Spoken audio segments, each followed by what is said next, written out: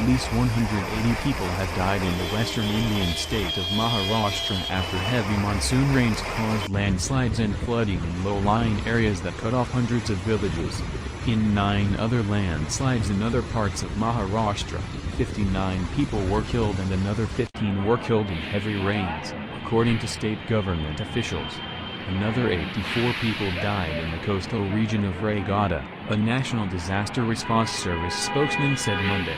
At least 38 people were killed in Talia, 180 kilometers, 110 miles, southeast of the financial capital Mumbai, when a landslide destroyed most of the small village, according to state government officials.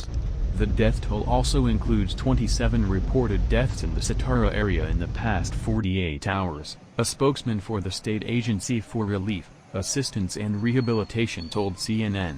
The death toll rose after it was confirmed that 31 people were missing after Thursday's landslide. Since Thursday, heavy rains have occurred in Maharashtra, as well as in the neighboring states of Goa, Karnataka, and Telangana. In Maharashtra, the Radhanagari Dam overflowed its banks and the Panchganga River rose, flooding nearby low-lying areas.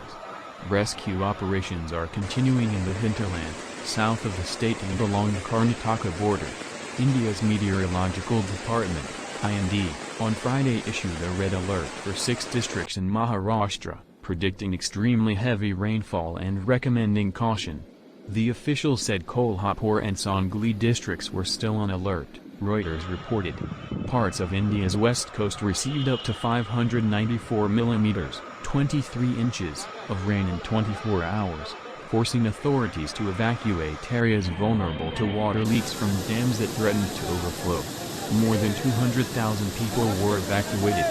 Rescue operations include the National Disaster Response Force, Indian Army, Coast Guard, Navy, Air Force and government agencies.